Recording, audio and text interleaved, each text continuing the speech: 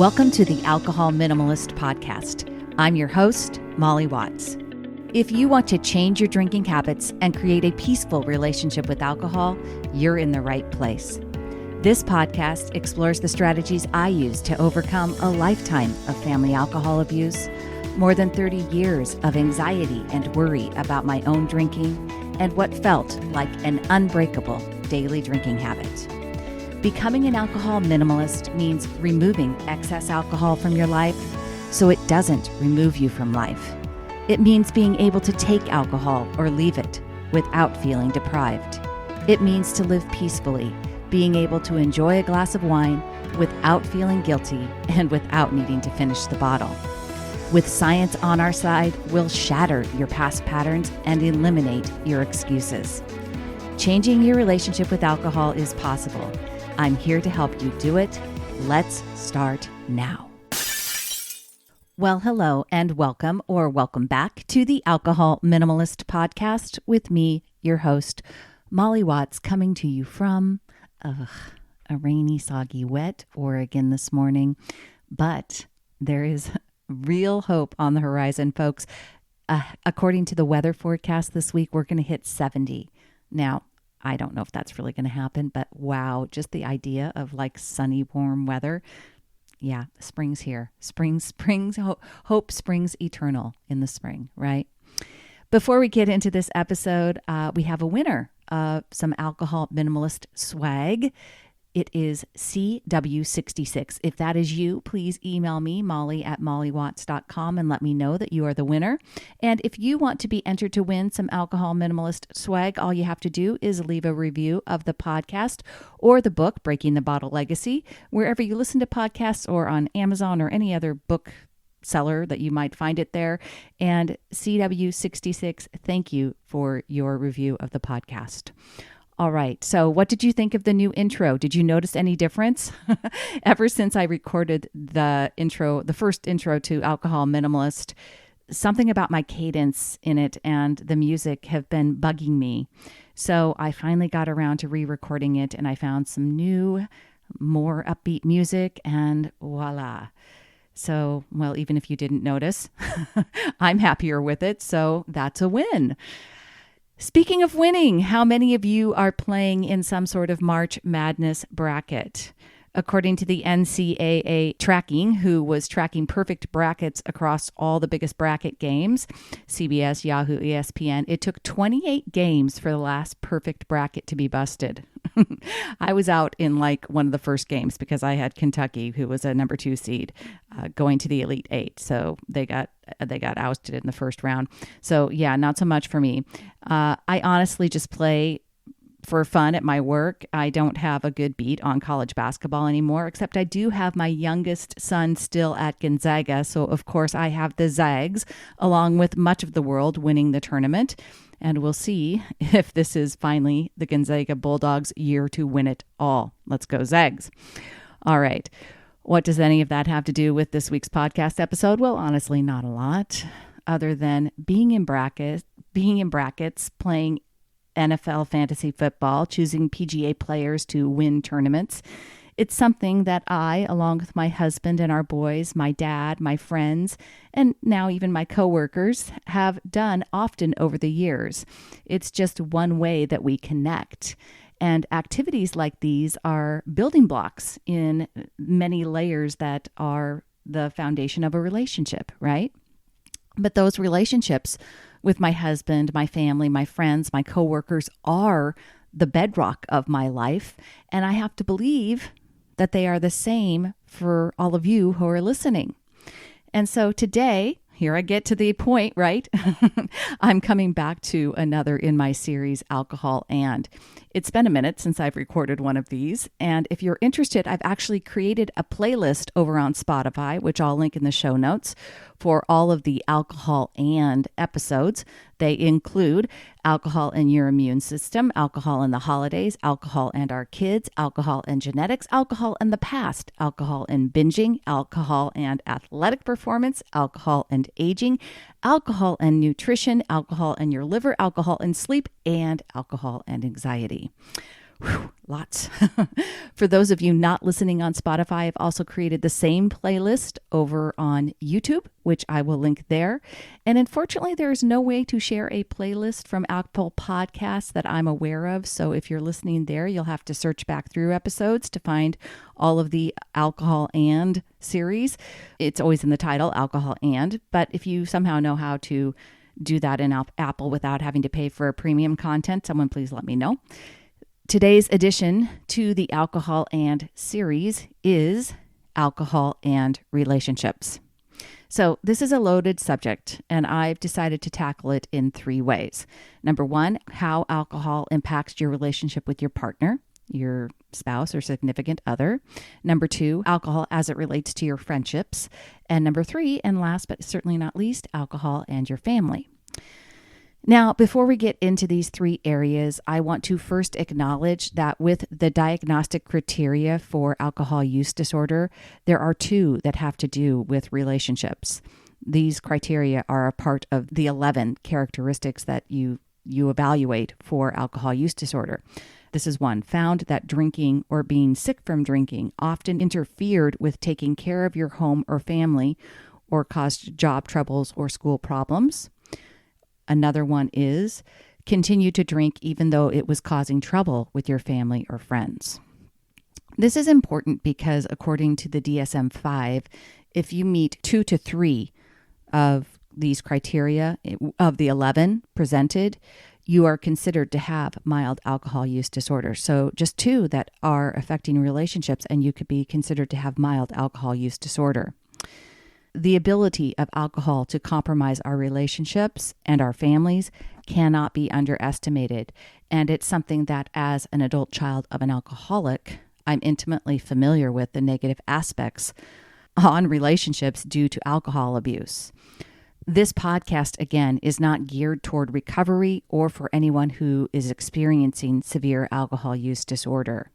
If you are unsure about whether or not you might need professional help, whether you meet the criteria for moderate or severe alcohol use disorder, please visit the NIAAA.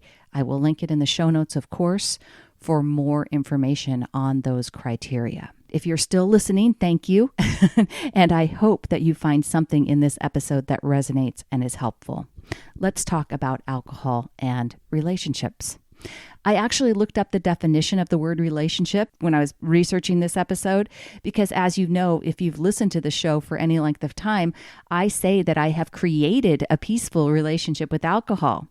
So while we're talking about alcohol's effects and impacts on relationships today, I think it's important to realize that you do have a relationship with alcohol too. Here is what the word relationship means. By definition, it is the way in which 2 or more concepts, objects, or people are connected, the state of being connected.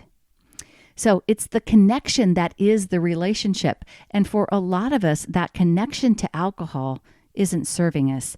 And yet we also believe that alcohol enhances our connection with other people in our lives. So let's talk first about a primary relationship, your spouse, life partner, significant other, your person. A common question that comes up for people I work with is, how can I start drinking less or not drink at all when my partner is still drinking? Maybe you spent a lot of time, maybe years or decades, as was the case with me, drinking together, and you can't imagine your partner sitting there enjoying a drink while you are wanting to join and can't because you've decided to be alcohol-free for the day or a week or a month, whatever the plan might be. You might even think to yourself, it's not fair that he or she can drink and I can't. And the seeds of resentment start to take root. They aren't supporting me because they want to keep drinking and I can't. Even when it sounded exactly like what you wanted to do when you made the plan in the first place, being alcohol-free in that moment, when the moment arrives and your partner is pouring a glass of wine and you look at them like they are a class 1 traitor, just hell-bent on making this as difficult as possible for you, right? Do you hear what's happening in that little vignette that I'm painting? The circumstance is your partner having a glass of wine. That circumstance is completely neutral, by the way. It doesn't mean anything. Your partner pouring a glass of wine has literally nothing to do with you. The action of them pouring a glass of wine doesn't make you feel anything. What makes you feel jealous, unsupported, resentful, stressed, or desirous is the thoughts you have about the alcohol yourself, or the thoughts you have about your partner. And none of these thoughts are true, by the way. They are just simply the thoughts that you are choosing, and they are, as always, completely optional. There is another story available to tell. There's another thought to choose, one that might help you feel less desire, more calm, happy with your own choice to be alcohol-free, and absolutely nonplussed by your spouse's actions. Will this happen for you without intentional direction of your thinking? No, most likely not, especially if you've got a lot of past stories about alcohol that are well-worn and easier for your brain to find. Think about all the stories that you have told yourself about your partner during the course of your relationship. You know, I've been married for almost 32 years and with my spouse for like 37. So like most of my life. And it would be impossible for my brain not to have dug in some neural pathways about him, good and bad. I have stories about who he is and how we are connected. And here's what I've learned. First, none of those stories is unchangeable. And second, the story I choose to focus on is 100% my choice, and it is 100% responsible for how I feel about our relationship. There are many times now when my husband is choosing to have a drink and I am alcohol-free. It's of zero consequence to me and our relationship. Our connection exists because of my thoughts and the feelings I create. Our connection has nothing to do with whether or not one or both of us are drinking or not drinking alcohol. Do I enjoy sharing a glass of wine together over a nice dinner or a cold beer on a summer night in the backyard? Yes, absolutely. But the alcohol isn't the focus, nor is it the driver of that experience. And being an alcohol minimalist, I know that moving past 1 to 2 drinks will actually have a rebound effect. And if I tell the whole story of what happens after the drinking is over, then I realize that going above that is simply not enjoyable at all. Ask yourself questions. Find the thoughts that are fueling your feelings, whatever those feelings are, and decide if there's a different feeling you'd like to have. When you're looking with envy at your spouse's glass of wine, what thoughts are there? What could you think instead? Sometimes it's just as easy as reminding yourself that you can have a glass of wine, but you're choosing not to tonight. You're practicing adding alcohol-free days into your life because it's the relationship with alcohol that you want to improve. When I remind myself of my long-term goals and how much I control how I'm feeling, I feel empowered, I feel more calm, and I feel less desire. The key takeaway here is I want to understand with your partner's actions is that your partner's choice to drink or not drink, you get to decide what you make any of that mean. Now, occasionally someone will say, I've asked my partner not to bring alcohol into the house, and he or she did anyway. This makes me feel unsupported. While I completely understand that when you're in a relationship and you make an agreement between one another that is broken by one partner, it can be disappointing. In reality, choosing to believe that because your partner bought alcohol and brought it into the house is unsupportive is just one thought that you can have. Maybe you can hear your brain saying, but it's true. That's not being supportive. I would ask you, does that thinking help you create a feeling that helps you take better actions? This whole idea is at the heart of changing your relationship with alcohol and really at the heart of changing your relationship with yourself. Choosing thoughts that help you feel differently to take different actions. Here's another fundamental truth that you need to embrace. The people in your life and their behaviors, who they are, what they do, what they say, how they act, all of that is neutral. It's a neutral circumstance until you have a thought about it. Until you have a thought about it, you don't feel anything. People cannot make you feel anything until you think a thought. Now, if you're like, wait a minute, what? What are you talking about, Molly? Are you saying people can't hurt my feelings? Yes, that's absolutely what I'm saying. Telling you that people can't hurt your feelings is not what the majority of people think. We're taught even as children that other people have the ability to hurt our feelings, but it's not true.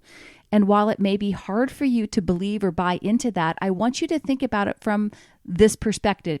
If it was true, how freeing would it be if other people couldn't hurt me, right? I get to choose what I make their words mean to me. Because here is what I know. Someone can offer you a thought to believe about yourself. They can offer you thoughts all day long to believe about yourself, but it's up to you to decide whether or not you choose to accept that thought and believe it.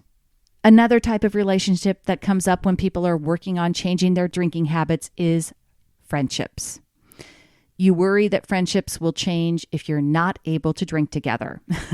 If you've been doing Wine Wednesday for years with a group of friends, it seems inconceivable that you'll be able to hang out sipping tea while they're all getting tipsy. So here's what I have to offer you. The worries and fears you have are there because of all the stories you have about alcohol from the past that create this big case of FOMO. FOMO, fear of missing out, right? For me, it was simply all the thoughts I had about how without alcohol, I'd be missing out on the fun that everyone else would be having. And I never questioned those thoughts. They were simply the truth. So my fear of missing out just kept me stuck in my habit. When you don't redirect your thinking and you don't challenge your FOMO thoughts, it leads to feelings that aren't going to help you take the actions that will create the results you want in your life. You will keep doing what you're doing and not changing because your thoughts are fueling the feelings of desire as well as the anticipated feeling of deprivation of not drinking. The truth is, as I just said earlier, drinking beyond low-risk limits isn't relaxing, it isn't enjoyable, and for me, it created endless stress and anxiety. It didn't add to the fun of my life. It actually made it harder for me to have sustainable happiness. I wasn't rewarding myself or, creating better relationships. I was preventing myself from living my best life. This way of thinking, this kind of FOMO thinking, is not only a lie, it's a vicious cycle. You're not focused on what you do have. You're focused on only what you won't get. You won't get to have a glass of wine. Instead of seeing an opportunity to go connect with friends, to go share memories, to commiserate about struggles, you're choosing to tell a story that creates the feeling of deprivation instead of a story that creates a feeling of gratitude. Managing your brain and directing your thinking is so important because our brains have a lot of previous wiring and programming that works against our ability to change habits. Now, we've talked a lot about the lower brain, the primitive brain here on the podcast, and how it works to preserve habits, especially habits like drinking alcohol that help it avoid pain and seek pleasure. But the thinking brain, the conscious brain, also has some strategies and efficiencies that we need to be aware of so that we can challenge our thinking. And what do I mean about this? So I'll probably break down some of these conscious brain challenges in a future episode. But when it comes to thinking about our friendships with regard to alcohol, it's the tendency of the brain to sort and label things as well as its negative bias confirmation that can feed your worry about not being able to drink with my friends. Your thoughts literally direct what your mind sees. So what does that look like? When you think drinking is all you have in common with a friend, your brain focuses on alcohol as the common denominator. Then everything else is either a difference or it just doesn't count, right? It's like, well, we're both moms. We both struggle with our kids sometimes. Maybe you work in the same industry or you've shared a past experience. Maybe you root for the same sports team like me and my Steelers friends. Or you like to read the same books. You're in a book club together. You both love to cook. You like to go to the movies. But really, drinking is what you have in common, and all of that other stuff doesn't count. So from that place of focusing on the difference or discrediting what you do have in common, what you do share, you simply won't be able to feel a connection. You think this thought, like, if I can't drink, this is what we do together. And your brain catastrophizes about what will happen if you're not able to do it. And you discredit all of the other things that you do have in common. And you feel disconnected. It's the opposite of having a relationship or a friendship, but it's also 100% because of your own thinking and the story that you're allowing your brain to focus on because of that brain's predisposition to a negative bias. I want you to notice what happens when you ask your brain to think about all that you have in common with someone that doesn't include alcohol. What happens when you give your brain that task? Okay, brain, go find everything else that we do share. Sure, we both drink, but I want you to look for everything else that we do share in common. What happens when you ask your brain to do that?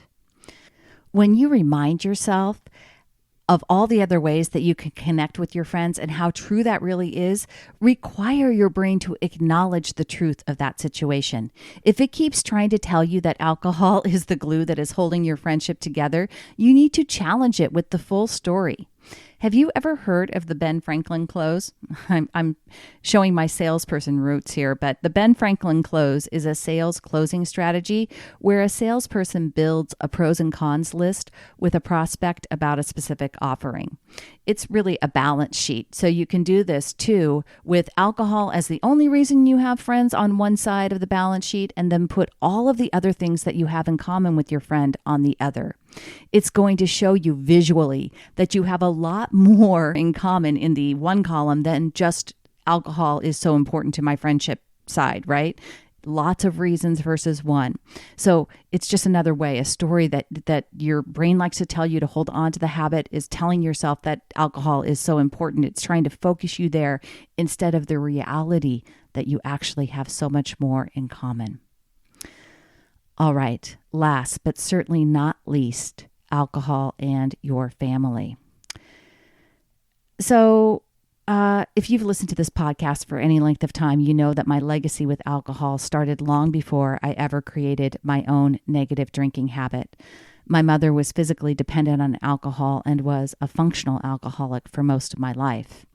While there is certainly no question that alcohol dysfunction and alcohol abuse damages relationships, that isn't really the context that I'm talking about it here today. And when it comes to families, what I often hear comes in two forms. Number one, feeling the need to drink to endure a family gathering, or having a history of drinking at gatherings and not knowing how to show up differently. So I talk about this in my book, Breaking the Bottle Legacy, How to Change Your Drinking Habits. I've shared it here on the podcast before, but one of the first places that I recognized my own thoughts about drinking to survive was with regards to Thanksgiving and how those thoughts were fueling my desire to drink. I was so convinced that my mother-in-law's behavior at Thanksgiving was what caused my stress and that I needed to drink to relax from that stress. I literally could not imagine the event without drinking. So much so that before we even left to go to her house, I drank preemptively because I knew how stressed out she was going to make the whole experience. What I think is so important to recognize in that situation, and for you, if you have a similar type of situation, is how true you believe whatever thought you're having is. I certainly didn't question this thought, and when I didn't question it, it kept me stuck in the same pattern. I didn't empower myself to change my drinking habit because I kept waiting for my mother-in-law to change her behavior so I wouldn't feel stressed out. Newsflash. Her actions have yet to change, and I'm betting they never will. And I no longer drink before we go over to Thanksgiving dinner. I no longer feel stressed out at the event at all. I have a whole new set of thoughts that allows me to feel happy and grateful and calm, even though nothing about the circumstances has really changed. So your family's behaviors, whether they drink or not, whether you've had a long history of gathering together and drinking, or if you want to believe that their actions are what are fueling your desire to drink, if you're really sure that you'll never survive a family gathering without a drink in your hand, you have to decide once and for all to become accountable unto yourself for your own thoughts that create your own feelings that drive your own actions. For me, I habitually relied on alcohol to help me relax and avoid stressful feelings. I absolutely believed that the circumstances of my life caused those feelings and that drinking helped me feel better during those stressful times. And yes, we've acknowledged alcohol has a very limited therapeutic effect that with one drink or so can provide a euphoric, relaxing feeling in the brain. But it's temporary, and if you keep seeking that relief with multiple drinks, you will create a rebound effect of neurotransmitters in the brain that actually increases anxious and stressful feelings the next day. So it's certainly not a real solution, and it's definitely not sustainable. Instead, you have to believe in your own ability to change how you are feeling by changing your thoughts. There is no situation, no circumstance that you can't improve with your own thinking. All right, this has turned into a lot of information in this episode, so I want to try to reel it in, cut it, wind it down, and I hope you will find something that helps you navigate your own relationships, whether it is with your spouse, with your friends, with your family. I want you to really challenge your thinking. Ask yourself, what else is true? What else could be happening? What else can I believe that's going to help me feel differently about this situation, that's going to help me take better actions, that's going to get me different results? Don't accept your first thought. Keep questioning and keep going. All right, that's all I have for you this week, my friends. Until next time, choose peace. Thank you for listening to the Alcohol Minimalist Podcast. This podcast is dedicated to helping you change your drinking habits and to create a peaceful relationship with alcohol. Use something you learned in today's episode and apply it to your life this week. Transformation is possible. You have the power to change your relationship with alcohol now. For more information, please visit me at www.mollywatts.com.